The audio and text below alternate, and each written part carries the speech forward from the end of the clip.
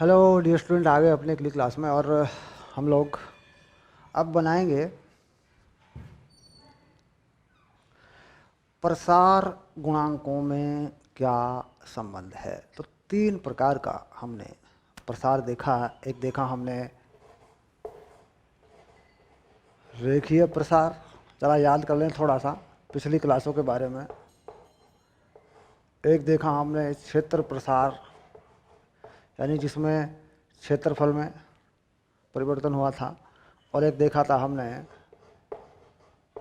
आयतन प्रसार गुणांक, यानी आयतन प्रसार। तो प्रसार गुणांकों में संबंध हमें बनाना होता है। इस प्रसार गुणांक को क्या मान लें? अल्फा। इसको क्या मान लें? बीटा। इसको क्या मान लें? गामा। इसको क्या मान लेते हैं? गामा। ठीक। हमें इनमें संबंध बनाना होता है। संबंध बनाने के लिए हम क्या करते हैं, एक घन का उपयोग कर लेते हैं। एक घन मान लेते हैं और घन की भुजाओं में, उसके पृष्ठ के क्षेत्रफल में, उसके आयतन में परिवर्तन होते हैं। यहाँ पर हम जोड़ लेते हैं उस चीज़ को। ठीक, चलिए शुद्ध करते हैं। इस सूत्र को बनाते हैं पहले। ये जो सूत्र है आपका, ये 11वीं कक्षा में इम्पॉर्टेंट है। अगर देखें 11वीं कक्षा के लिए, तो क्लास 11th में ये बड़ा इम्पॉर्टेंट है। अक्सर ये आ जाता है पेपर के अंदर कि प्रसार गुणांकों के बीच में क्या संबंध है, या प्रसार गुणांकों के अनुपात क्या हैं, प्रसार गुणांक किस अनुपात में होते हैं।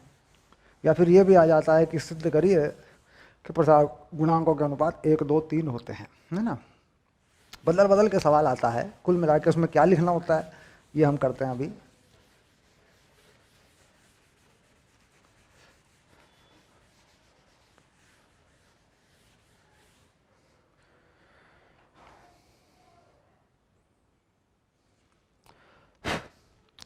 तो हम क्या करते हैं, एक घन ले लेते हैं कुछ इस तरीके से।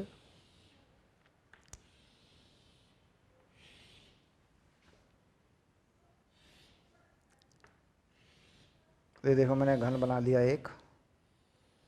और घन की प्रत्येक भुजा, है ना, घन की जो प्रत्येक भुजा है वो हम मान लेंगे कुछ, उसकी लंबाई, घन की प्रत्येक भुजा की लंबाई हम L मान लेते हैं।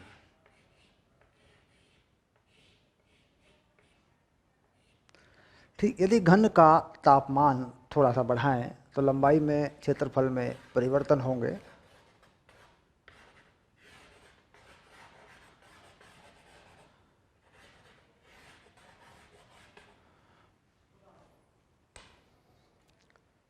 अब लंबाई में परिवर्तन होगा तो किस हिसाब से होगा? मान लीजिए लंबाई ले लें, किसी भी एक भुजा की लंबाई ले लें, ये वाली। तापमान बढ़ाने पर इसमें परिवर्तन कैसे होगा? तो ये देख सकते हैं कि L जो है वो होगा L0 1 plus alpha delta T.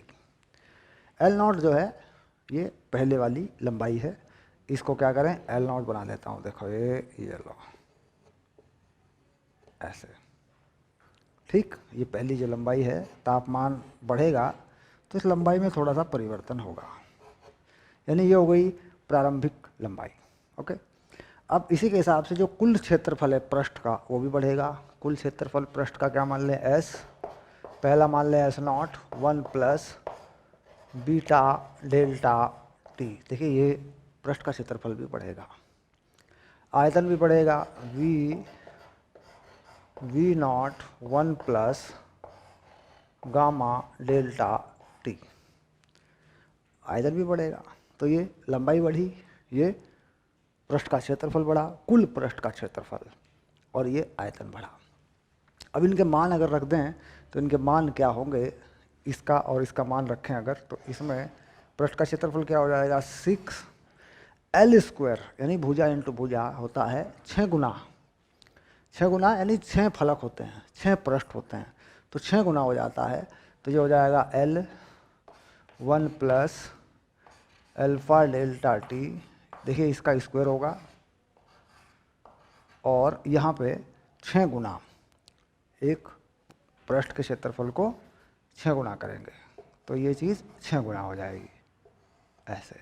और पहले वाला पृष्ठ का क्षेत्रफल ये वाला, ये हो जाएगा 6L0², और ये भुजा पहली L0। एल नॉट लंबाई बढ़ी, ठीक है। उसके बाद बिल्कुल सरल, ये तो हम कक्षा 9 में भी पढ़ लेते हैं, कोई बड़ी चीज़ नहीं है, कक्षा 9 में भी है ये, कक्षा 9 में भी पढ़ा देते हैं इसको, ठीक। अब देखिए यहाँ पे 6 है, ये कटेगा, ये एल स्क्वायर ये कटेगा, और ये कुल मिला के इसी आ जाएगी ऐसे 1 प्लस अल्फ़ा डेल्टा टी का स्क्वायर, और ये 1 प्लस बीटा डेल्टा टी, ऐसा आ जाएगा ये। अब बहुत छोटे मानों के लिए या तो हम इसका स्क्वायर खोल दें या इस पे लगा दें द्विपद प्रमेय। द्विपद प्रमेय में क्या होता है, ये जो घात है यहाँ लग जाती है, तो 1 प्लस 2 अल्फ़ा डेल्टा टी, हम इसका पूर्ण वर्ग खोलकर भी डेल्टा टी स्क्वायर के पद को छोड़ सकते हैं, बहुत छोटा मान होगा वो भी कर सकते हैं। तो 1 प्लस बीटा डेल्टा टी, जब हमने ऐसा किया तो हम लिख सकते हैं कि ये हमने किया द्विपद प्रमेय से। द्विपद का जो प्रमेय होता है गणित में इस्तेमाल होता है, अक्सर इस्तेमाल करते हैं आप इस चीज़ को। 1 प्लस एक्स की पावर अगर n है ना, और जो x है इससे बहुत बहुत बहुत बड़ा है ये 1, ये एक बहुत बड़ा इससे, तो ये चीज़ हो जाती है 1 प्लस एन एक्स, इतना लिख देते हैं इसको। लगभग बराबर होता है, लेकिन बराबर मान लेते हैं इसको, कोई इसमें कोई ऐसी बात नहीं है, क्योंकि यहाँ बहुत छोटा सा परिवर्तन है, तो बिल्कुल ठीक आएगा आंसर में, कोई फ़र्क नहीं पड़ता इससे ज़्यादा। यानी आंसर आपके वही आ जाते हैं, आंसरों में कोई फ़र्क या उत्तरों में कोई फ़र्क नहीं पड़ता।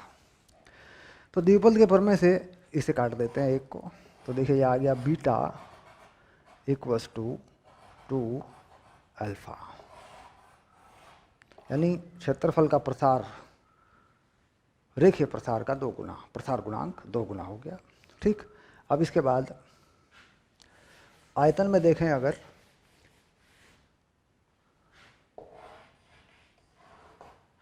आयतन को देखें तो आयतन क्या हुआ, एल क्यूब और ये L not cube 1 plus gamma delta T.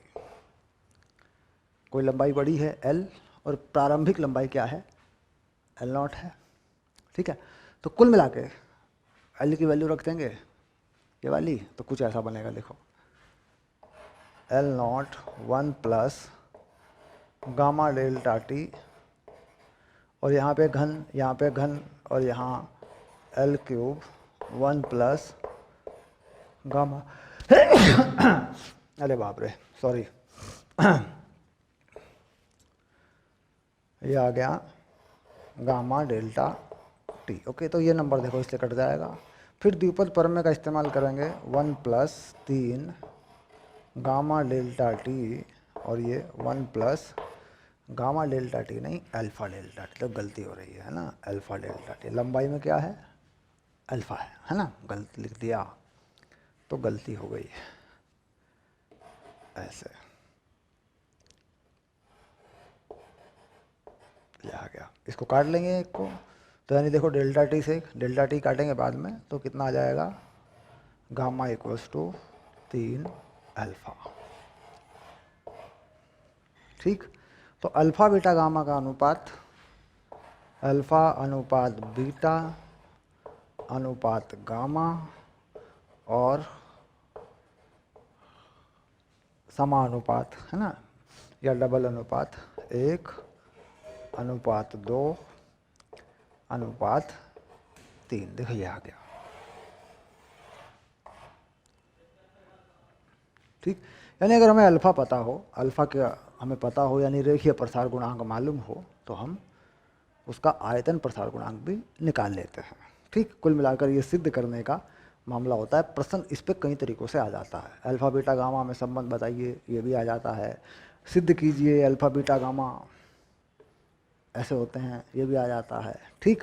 तो कुल मिलाकर प्रश्न कुछ भी हो, इनके बीच का जो संबंध है वो इस तरीके से आपको बताना होता है, करना होता है, ठीक। चलिए आप देखते हैं एनसीईआरटी में पाठ्य पुस्तक में क्या क्या मामला है और क्या क्या उदाहरण हमें करने हैं। यहाँ पे प्रसार को समझना, तापीय प्रसार को समझना बहुत ज़रूरी है, बड़ा इंपॉर्टेंट टॉपिक है ये।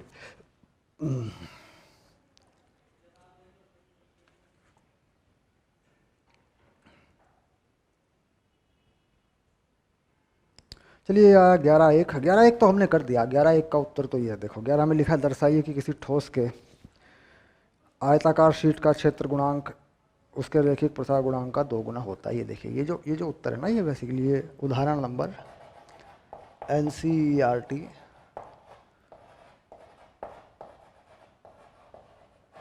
उदाहरण 11 1 का उत्तर है बच्चों। 11 1 में यही लिखा है कि क्षेत्र प्रसार गुणांक रेखीय प्रसार गुणांक का 2 गुना होता है। ठीक है, क्षेत्र प्रसार गुणांक या क्षेत्र प्रसार रेखीय प्रसार का 2 गुना होता है, ये भी एक ही बात है, क्योंकि प्रसार गुणांक से ही जो चीज़ें पर निर्भर करती है। तो प्रसार 2 गुना होता है या प्रसार गुणांक 2 गुना होता है, ये एक ही बात है, दोनों में एक ही चीज़ दिखानी होती है। अब आया 11 2, इसको हम करेंगे हल, प्रश्न नंबर 11 2 को हल करेंगे। ठीक है,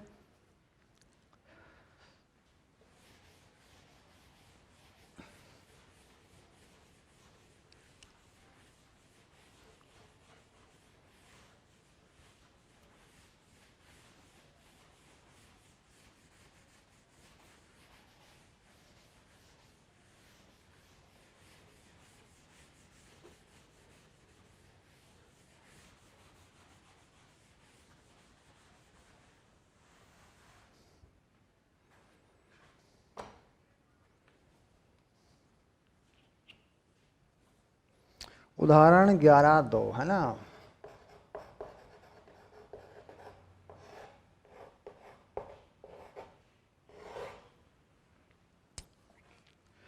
कोई लोहार किसी घोड़ा गाड़ी के लकड़ी के पहिए की नेमी पर लोहे का रिंग चढ़ाता है। 27 डिग्री सेल्सियस पर नेमी तथा लोहे के रिंग के व्यास 5 2 4 3 व 5 2 3 1 हैं। अब देखिए यहाँ पर लोहे के रिंग का व्यास 5.243 है, नेमी का और लोहे का 5.231 है। तो यानी इसका मतलब ये होता है कि जो रिंग है, ये देखिए ये रिंग है, लोहे का रिंग कहते हैं जिसको चढ़ाना है, रिंग मतलब छल्ला, और इससे थोड़ा सा ज़्यादा बड़ा ये कोई लकड़ी का पहिया है। इस पहिए पर चढ़ाना है, इसकी जो त्रिज्या बताई है वो है 5.231, 5.231 त्रिज्या नहीं बल्कि व्यास है ना, व्यास कह सकते हैं इसको, ये रिंग का व्यास है। और जिस पर ये चढ़ाना है, जैसा कि मैंने पीछे एक उदाहरण दिया था इस बारे में, उसका व्यास कितना है 5.243, इसका व्यास है 5.243 और ये है मीटर में।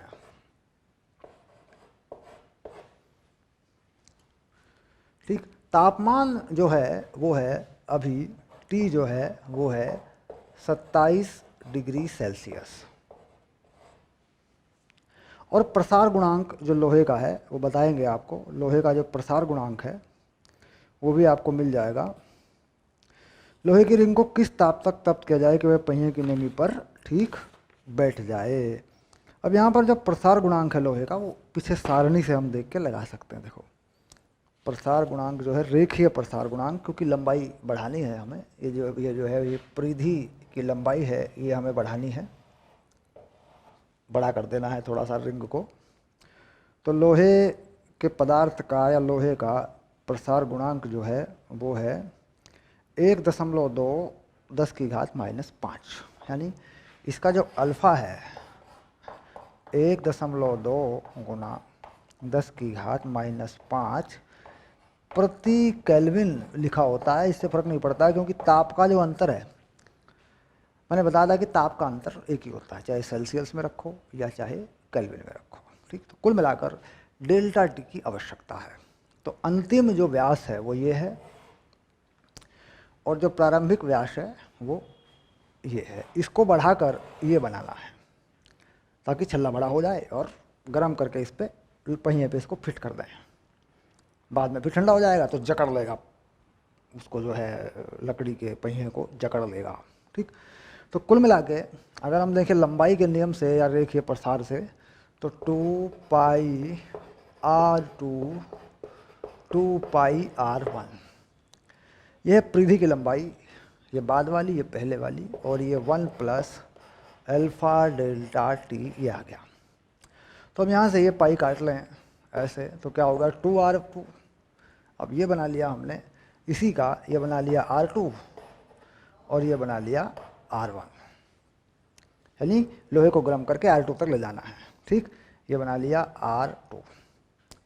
अब ये जो 2R2 लिखें, देखो ये व्यास है पूरी तरह, तो व्यास दूसरा कितना है 5, 2, 4, 3, 5.243, पहला 5.231, 5.231, 1 प्लस अल्फ़ा 1.2, 10 की घात -5 डेल्टा टी आ गया, देखो।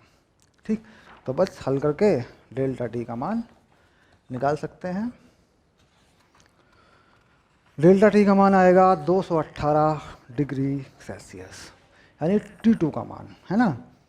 हमें मिलेगा डेल्टा टी, तो हम क्या निकाल लेंगे, T2 का मान निकाल लेंगे। कैसे निकालेंगे, चलो हल करते हैं, डेल्टा टी निकालते हैं, पहले करके देखते हैं इसको ना। करने के लिए थोड़ा मुश्किल हो जाएगा क्योंकि इसमें गणना ज़्यादा है, तो पहले इसको इसके नीचे लाएं। 5.243, 5.231 माइनस 1, 1.2, 10 की घात -5 डेल्टा टी। ठीक, तो अब ये इसमें से घटेगा 1, तो 3 में से 1 गया 2, 1, 0.0 और बटे 1.2, 10 की घात 5 को ऊपर कर दिया, ये आ गया डेल्टा टी।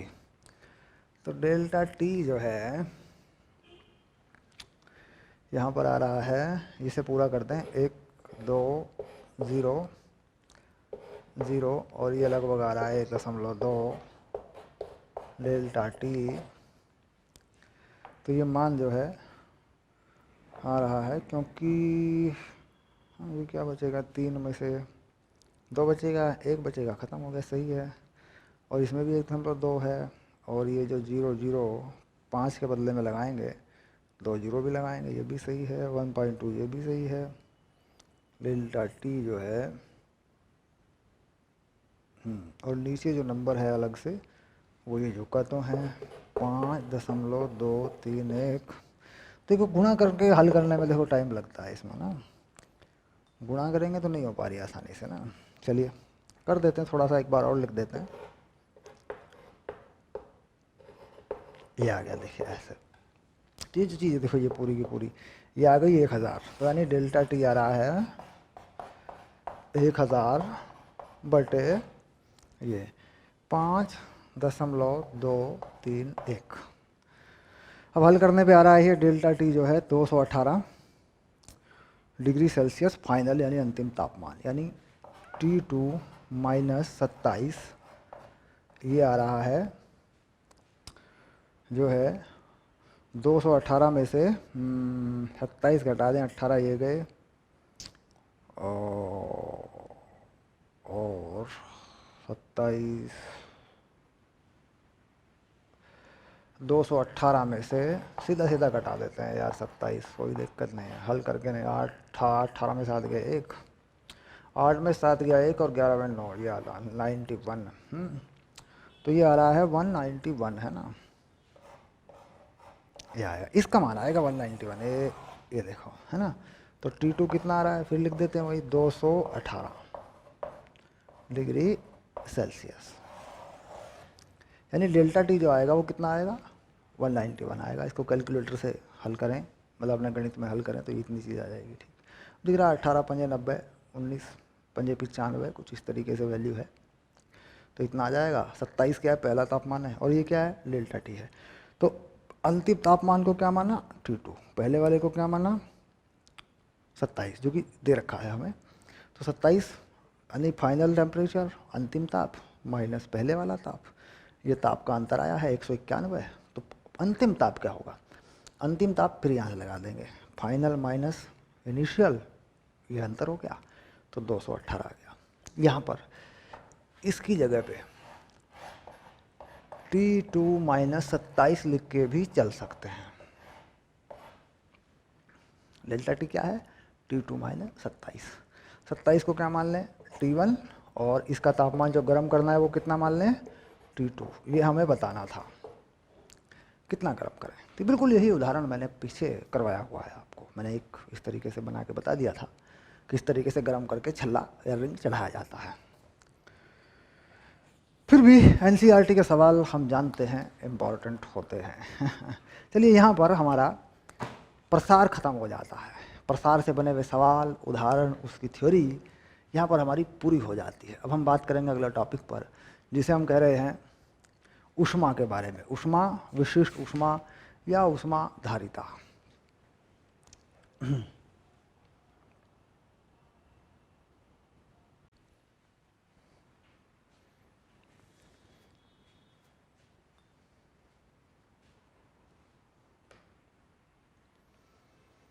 आगे अपनी क्लास में और अगला टॉपिक जो है हम ले रहे हैं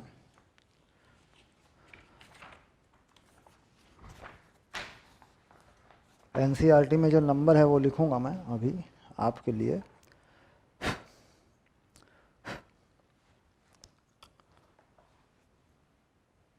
अगर आप देखें थोड़ा सा तो अगर पूरा कोर्स मान लीजिए पढ़ते हैं तो पूरा कोर्स लंबा पड़ता है, बड़ा होता है। छोटा छोटा करते रहो, सिलेबस को काट दो, थोड़ा थोड़ा पढ़ा दो, उसके बाद फिर क्या होता है, बच्चे अपना देखो पास होने लायक पढ़ाने से कोई फ़ायदा नहीं है, और सिर्फ पास होने लायक पढ़ने में कोई मज़ा भी नहीं है। तो क्या होता है कि थोड़ा थोड़ा पढ़ाओ, थोड़े थोड़े नोट्स बनवाते रहो, फिर उनके रट्टे मरवाते रहो, तो बच्चे पास होने लगते हैं, है ना। तो पास होने वाले बच्चे को भी, जो बच्चा पास हो रहा है, पास होने वाले बच्चे को भी अगर आप पूरा पढ़ाएंगे तो वो भी बहुत अच्छे नंबर लेके आता है। ये मेरा अनुभव है। क्योंकि भाई जो पास हो रहा है उसमें, इसका मतलब वो मेहनत तो कर रहा है, दिमाग तो है उसमें, लेकिन उसे चीज़ें पूरी तरह नहीं दी जा रही हैं। एक ही चीज़ को बार बार बार बार याद करवाया जा रहा है, या फिर खाली छोड़ दिया, जाओ छुट्टी मारो, फिजिक्स का कोर्स पूरा हो गया, छुट्टी मारो। तो पूरे साल का काम है, और कोर्स पूरा हो, रिवीजन का तरीका हो, सवाल पूरे हों, और जो पाठ्य पुस्तक है एनसीईआरटी, कम से कम पहला प्रायोरिटी कि इसको 100% पूरा करें।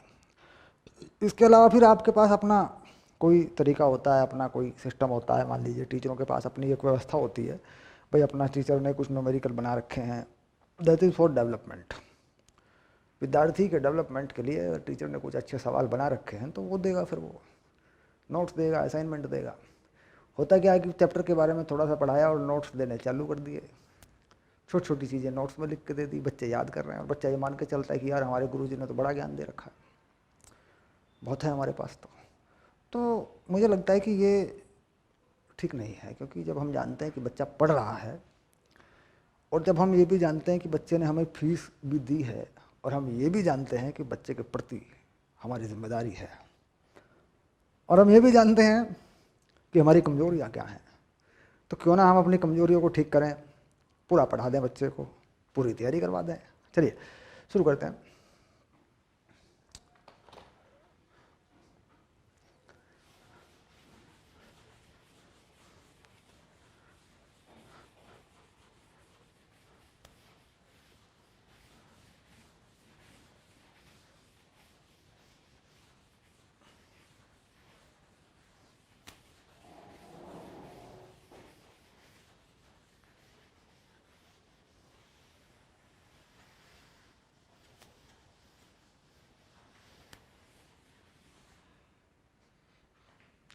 तो टॉपिक आ गया एनसीईआरटी में 11/6 विशिष्ट ऊष्मा धारिता।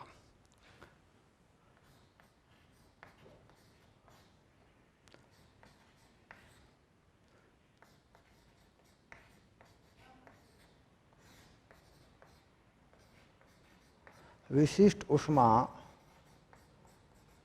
धारिता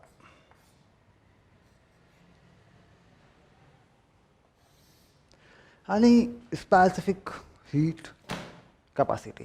अंग्रेजी में क्या बोल रहे हैं, स्पेसिफिक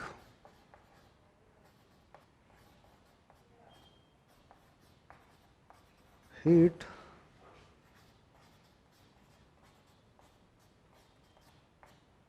कैपेसिटी। अब यहाँ सबसे पहले हमें समझना पड़ेगा ऊष्मा धारिता। हमारे पास दो शब्द होते हैं, देखो, एक होता है ऊष्मा धारिता,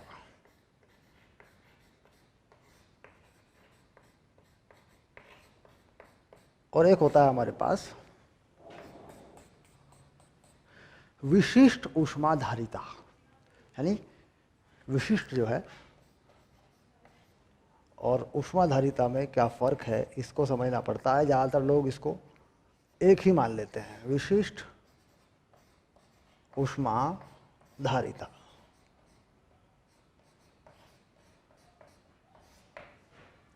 यानी हीट कैपेसिटी। ये क्या है, इसे क्या कह रहे हैं, सिर्फ हीट कैपेसिटी। तो हीट कैपेसिटी का मतलब है कितनी हीट, और हम ये जान रहे हैं कि भाई हीट का सीधा संबंध तापमान से है। हीट का संबंध सीधा तापमान से है, यानी कितने तापमान पर कितनी हीट किसी वस्तु को या वस्तुओं के निकाय को दी गई, ठीक उसे कहते हैं हीट कैपेसिटी या ऊष्माधारिता। किसी वस्तु, पदार्थ, निकाय, किसी वस्तु, पदार्थ, निकाय में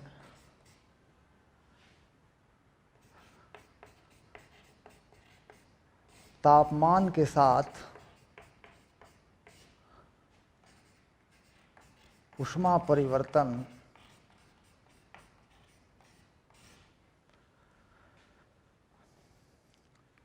ऊष्माधारिता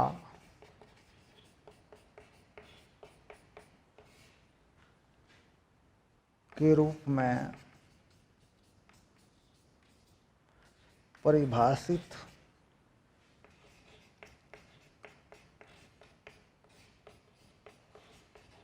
किया जाता है। अर्थात अतः, ऐसे लिख देते हैं, अतः किसी वस्तु, निकाय के ताप में एकांक परिवर्तन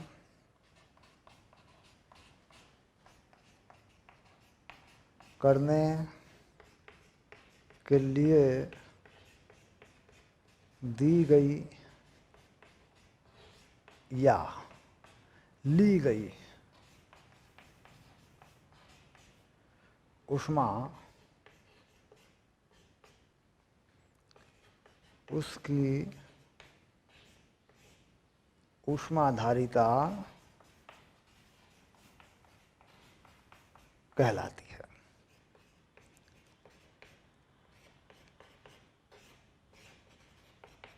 ठीक, अब देखो पढ़ लो।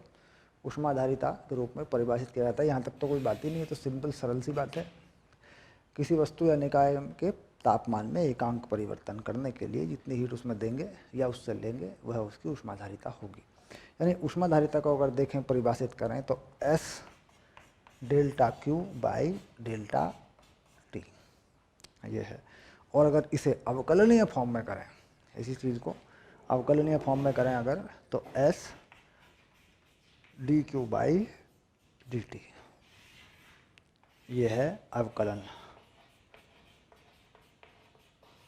अवकलनीय अवस्था या अवकलनीय रूप में। अवकलनीय अवस्था में करना है, अवकलनीय रूप में लिख देना, क्योंकि गणित में इसका बड़ा महत्व है।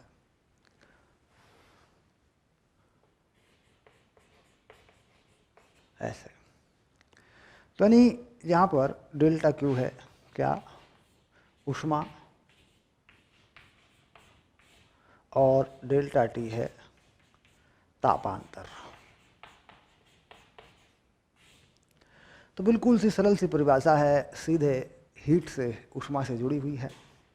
ठीक, कि एकांक जो तापमान है उसमें परिवर्तन। अब एकांक तापमान परिवर्तन का मतलब हो गया, मान लीजिए किसी वस्तु को, मोटा मोटा समझे, किसी वस्तु का, ज़्यादा दिमाग यहाँ अभी ना लगाएं क्योंकि दिमाग लगेगा अभी ध्यान देना पड़ेगा।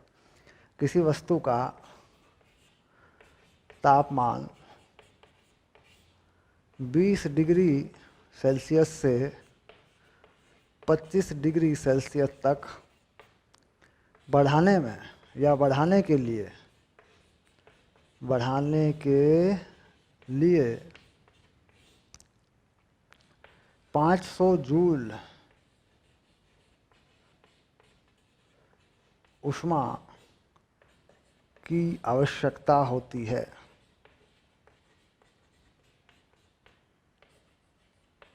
ठीक, तो पदार्थ की ऊष्माधारिता क्या है? पदार्थ की ऊष्माधारिता क्या है? पदार्थ की क्या बतानी है? ऊष्माधारिता। तो देखो कितना सरल समझ में आ जाएगा क्या मामला है। अब देखो ऊष्माधारिता क्या है? एस, कितनी ऊष्मा देनी पड़ती है? 500 जूल ऊर्जा के रूप में, यानी ऊर्जा है, उसमें ऊर्जा भी कह देते हैं, तो मात्रक तो इसका जूल ही रहेगा। तो ये हो गया 500। कितना ताप?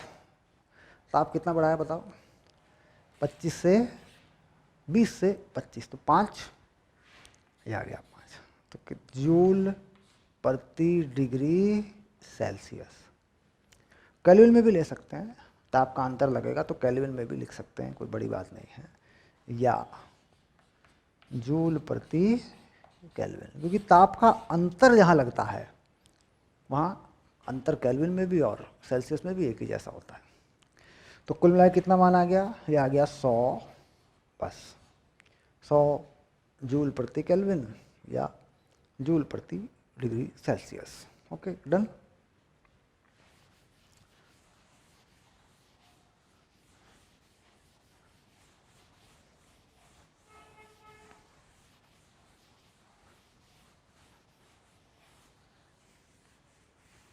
अब कहीं कहीं पे क्या करता है, एक अन्य मात्रक का इस्तेमाल करता है। खाने पीने की चीज़ों में लिखा होता है, एक मात्रक ये भी लगाता है। ये वैसे ऊर्जा जो है ना, ऊष्मा का है, उसमें ऊर्जा का मात्रक है, इसमें काम करता है ये कहता है एक होता है 4.18 जूल और ये होता है 1 कैलोरी।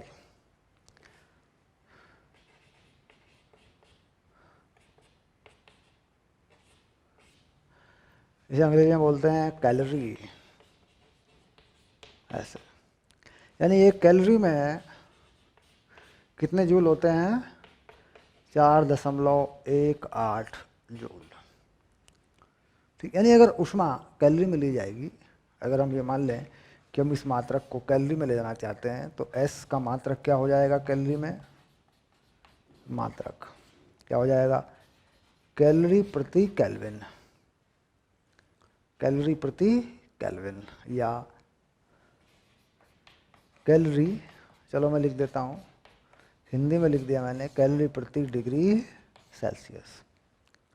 भाई कैलोरी प्रति केल्विन भी हो गया और कैलोरी प्रति डिग्री सेल्सियस भी हो गया। तापमान जैसे चाहे नापो आप।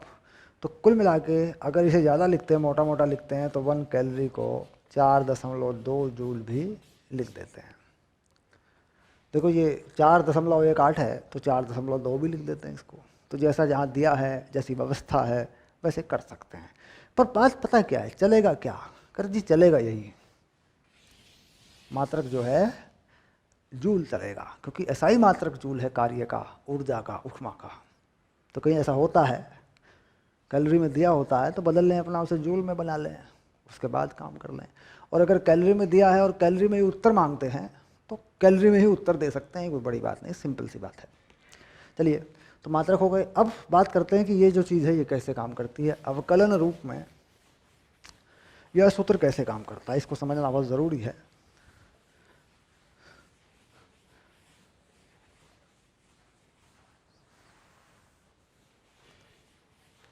अब इसे भी मैं एक उदाहरण से लूँगा आपके लिए।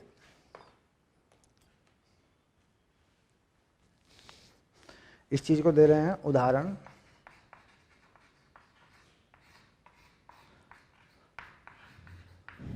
किसी वस्तु को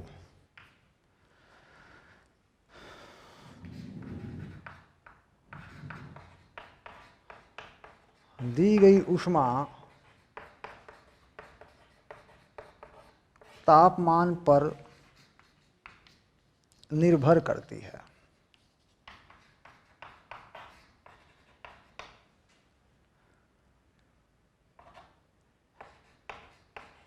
समीकरण या संबंध, समीकरण नहीं, संबंध।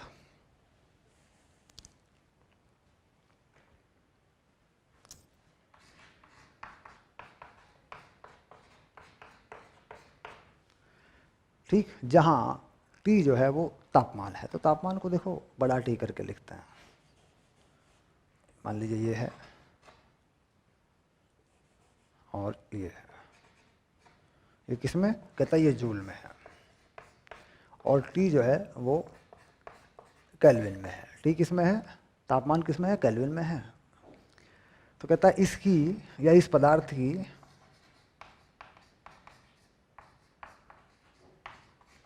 विशिष्ट ऊष्मा, नहीं सॉरी, ऊष्माधारिता, विशिष्ट ऊष्मा पे तो गई ही नहीं अभी तक, ऊष्माधारिता, तापमान 20, 200 लिख देता हूँ, दो केल्विन में दिया ना, 200 केल्विन पर ज्ञात कीजिए।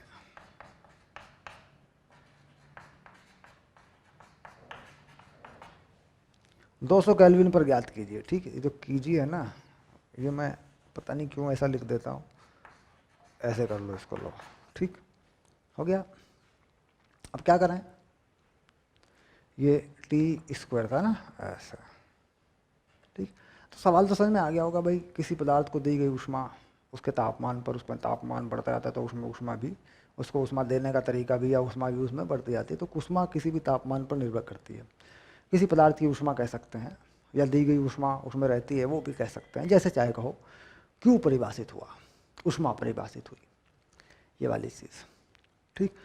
अब क्या चाहिए, विशिष्ट ऊष्मा। तो अवकलन क्या कहता है, अवकलन कहता है कि साहब तापमान के सापेक्ष इसका अवकलन कर दो, dQ/dt कर दो, तो क्या मिलेगा, ऊष्माधारिता मिल जाएगी, है ना, ऊष्माधारिता। तो S कितना हो गया, dQ/dt। तो इसका अवकलन कर देंगे, देखो 5T, तो ये हो गया 10T, और इसका हो गया T का 1, ये हो गया 2।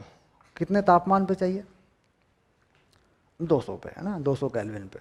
तो कितना हो गया, 2002 जूल प्रति केल्विन। ये आ गया उत्तर। क्या किया मैंने बस तापमान का मान यहाँ लगा दिया।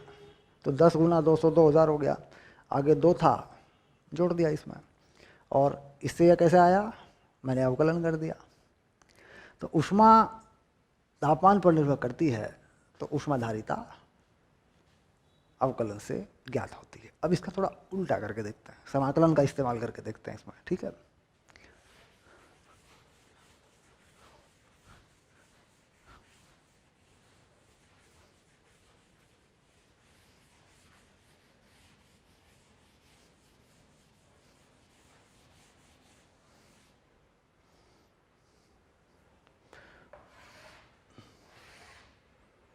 उदाहरण,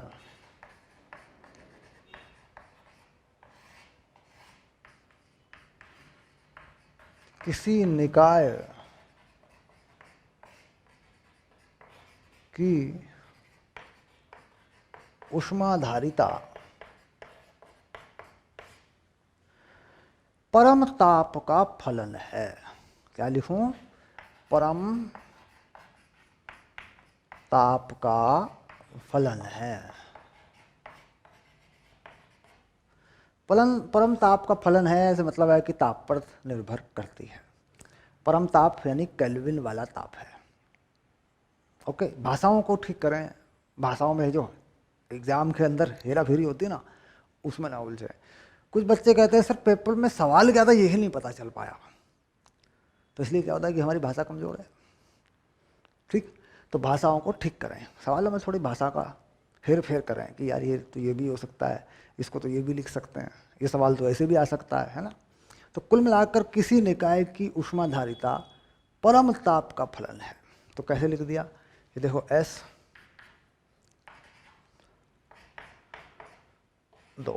इसमें लिख दिया मैंने जूल प्रति केल्विन, जहां T परम ताप,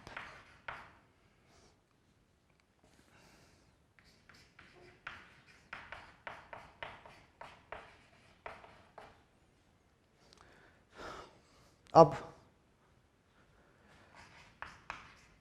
तापमान 100 केल्विन से 150 केल्विन तक बढ़ाने के लिए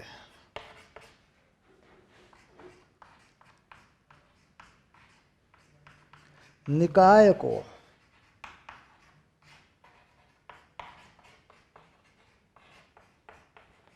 कितनी ऊष्मा देनी होगी, देनी पड़ेगी, है ना। ये भी लिख दिया, देखो सवाल पढ़ लो, कर लो, ठीक। ये सवाल तो हम कर देंगे सर, क्या आप बात करते हो सर, आप इंटीग्रेशन इतना तो सर हम कर लेते हैं, तो कोई टेंशन ही नहीं है सर, इतना इंटीग्रेशन तो सर हम कर लेते हैं, कौन सी बड़ी बात है, हम कर देंगे सर। चलो तुम ऐसा करो, तुम ये सवाल कर लो, मैं इस बोर्ड को काला कर लेता हूँ। इस तरफ वाला तो काला कर ही सकते हैं ना, बोर्ड भी तो धोला धोला हो गया, सफ़ेद सफ़ेद है।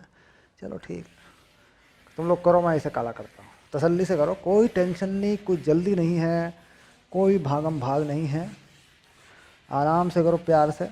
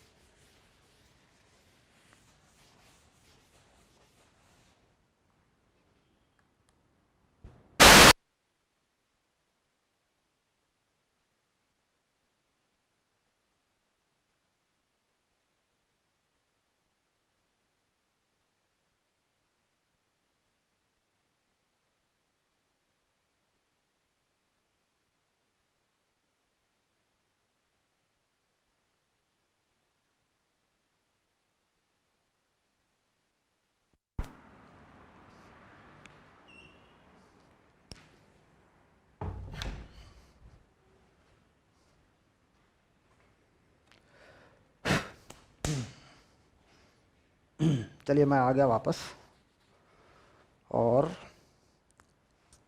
अभी मैं डांट के आया, कुछ लोग बाहर आवाज़ कर रहे थे ना, डांट के आया।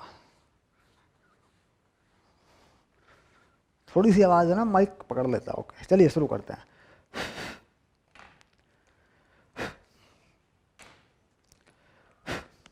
अब देखिए बात क्या है, समाकलन का प्रयोग होगा, और जो समीकरण है, जो संबंध है हमारे पास, वो यही है। देखो ये रहा, एस क्या होता है, D Q by D T, यही है फार्मूला तो, और एस बताया भी है, तापमान के पदों में फलन है। चलिए हल करते हैं। चलिए देखो डी क्यू कितना हो जाएगा, ज़रा बताइए, एस डी टी। एस क्या है, एस का फलन कैसा है, ये रहा, ये रहा सर 3t+2। ओके चलिए,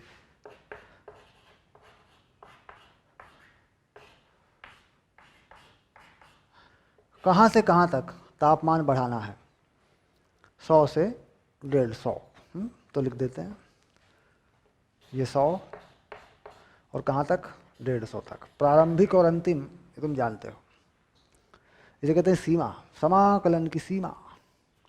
इसके बाद इधर क्या है, डेल्टा क्यू है, ठीक है, इसको तो क्यू लिख देंगे लोग, कितनी हीट देनी पड़ेगी इसको क्यू बना दिया, या डेल्टा क्यू लिख दो, इससे कोई फर्क नहीं पड़ता, डेल्टा क्यू लिख लो, कोई फर्क नहीं पड़ता। ये तो वो हीट है जो देनी पड़ेगी, इधर आ गई तुम्हारी। अब इसे हल कर लो। 3t का समाकलन ये होगा 3t² बटे 2, इस पर लिमिट लगा दें 100 150, प्लस है बीच में, ये प्लस हो गया। इसका समाकलन करें 2dt, तो 2t हो गया 2t, और इस पर भी लिमिट लगा दें 100 से 150, ऐसे लिमिट लगा सकते हैं।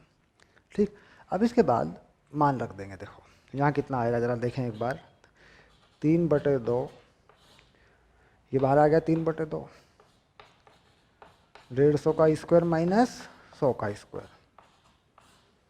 ठीक, अब आप समझ गए होंगे कि यार यहाँ पे ना 150 माइनस 100 नहीं लिखना, 150 का स्क्वायर पहले 150 यहाँ लगेगा, माइनस यानी ऊपर रखी वैल्यू डालें पूरी तरह फलन के अंदर, बीच में माइनस लगाएं, फिर नीचे वाली टी में 150 100 लगा के घटा दें, सीधा स्क्वायर कर दें, नहीं, जो बस जो देखो यहाँ में जो लिखा है इसको समझें पहले कैसे लिखा है। टी के स्थान पर क्या लगाया मैंने 150, माइनस किया, फिर टी के स्थान पे 100 लगाया, यहाँ 150 माइनस 100। ठीक, बस ये उत्तर आ गया। इसमें क्या है, ये कितना होगा 10,000, और ये कितना होगा 22,500, तो कितना हो गया 12,500। ये हो गया 12,500, और ये हो गया 3/2 प्लस ये हो जाएगा 100। ठीक, बस यही है, ये आ गया तुम्हारा जूल में उत्तर। ये लो, इसे हल कर लो, उत्तर आ गया। ठीक, अब समाकलन हुआ, अवकलन हुआ, अब होगा ग्राफ। भाई ग्राफ पे चीज कैसे दिखती है, एस कैसे दिखता है।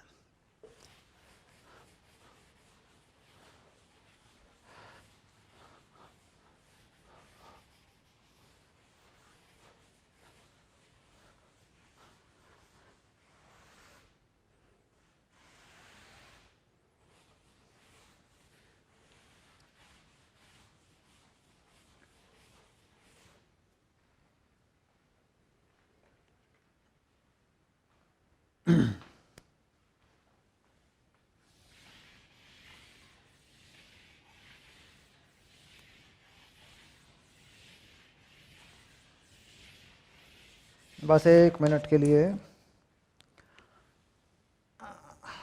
इस वाले हिस्से को भी काला कर देते हैं ना फटाफट।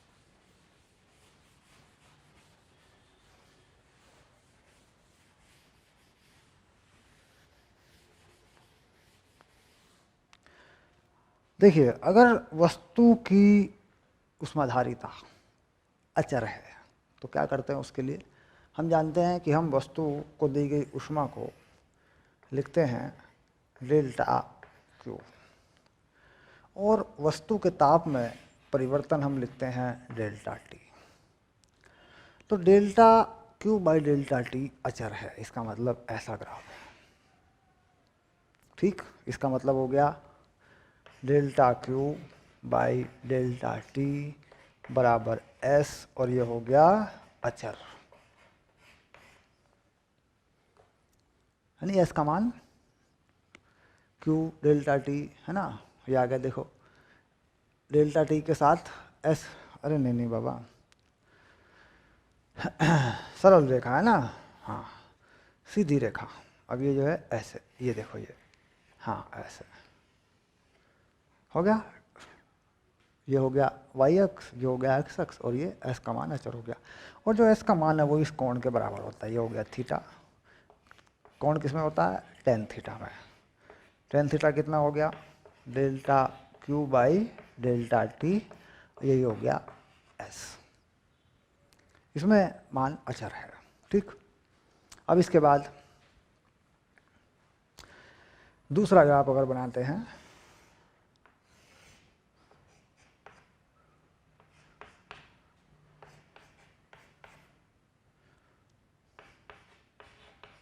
कुछ इस तरीके से बनाते हैं, मान लीजिए ऐसे। ठीक, तो delta Q by delta T है ना, डेल्टा टी पे क्यों ज़्यादा बढ़ रहा है, तो कुल मिलाकर कोण बढ़ रहा है। देखो यहाँ का कोण कुछ और है, यहाँ का कोण कुछ और है, यहाँ का कोण कुछ और है। इसका मान है एस का मान टी के साथ बढ़ रहा है।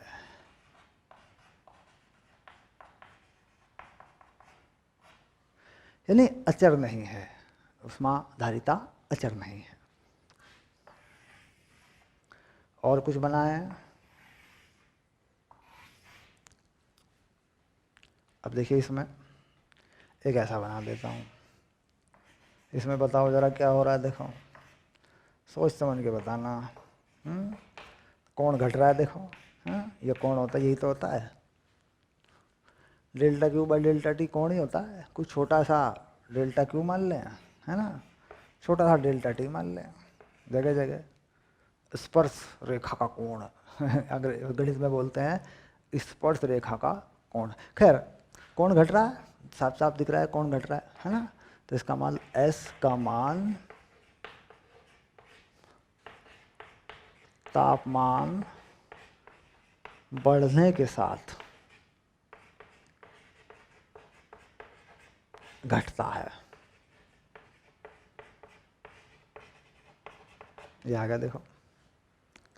ठीक, तापमान बढ़ने के साथ घटता है, D Q by D T है ना, यहाँ पे D Q by D T.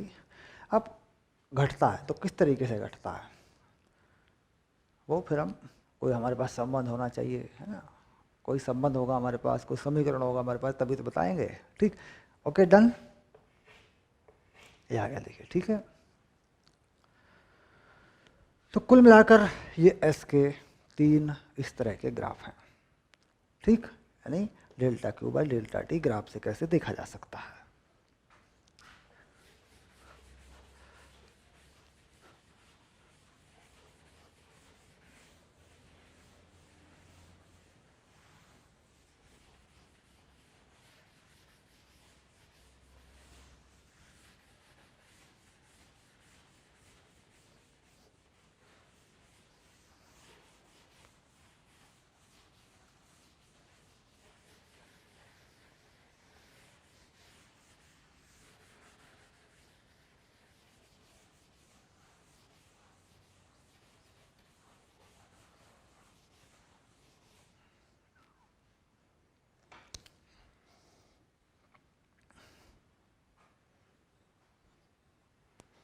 चलिए एक उदाहरण लेते हैं, थोड़ा सा एक उदाहरण और करवाएंगे।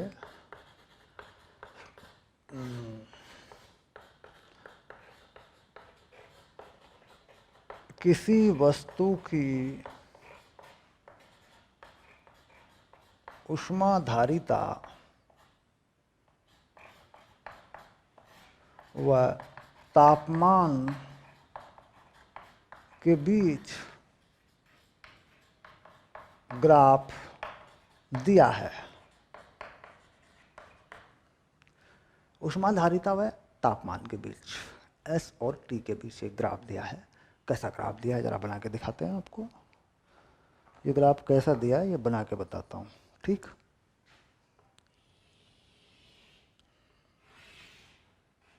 ये दिया तापमान, केल्विन में ले लो कोई दिक्कत नहीं है, और ये ली ऊष्माधारिता एस, जूल प्रति केल्विन में ले लो इसको। ठीक,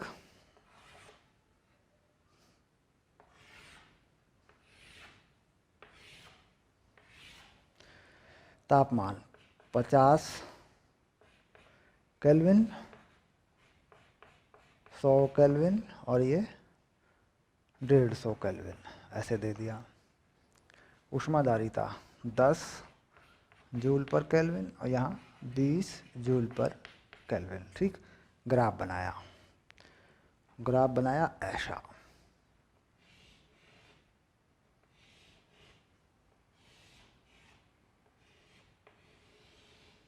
ये ग्राफ बनाया, देखो बच्चों,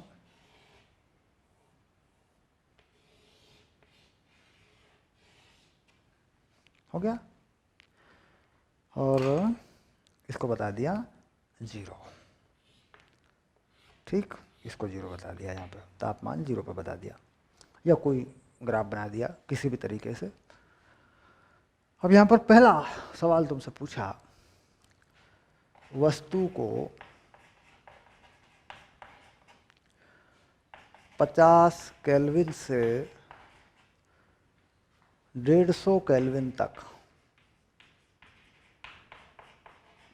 गर्म करने में दी गई ऊष्मा की मात्रा ज्ञात कीजिए। चलो करो करो, शाबाश। कहाँ से कहाँ तक पूछा? 50 से 150। तो 50 से 150 यानी S और T। तो क्या चाहिए हमें? एरिया, क्षेत्रफल। समाकलन होना है, हम जानते हैं कि हमें dq चाहिए, तो क्या होता है? S dt होता है। तो एरिया तो समाकलन से ही मिल जाता है, जैसे वेग और समय के ग्राफ से विस्थापन प्राप्त हो जाता है, बिल्कुल वैसा ही मामला है। ठीक, चलिए अब कौन सा क्षेत्रफल चाहिए जरा देखें, जरा ध्यान लगाएं थोड़ा सा, कौन सा क्षेत्रफल चाहिए? ठीक, तो ये वाला क्षेत्रफल चाहिए, देखो ये वाला, ये वाला।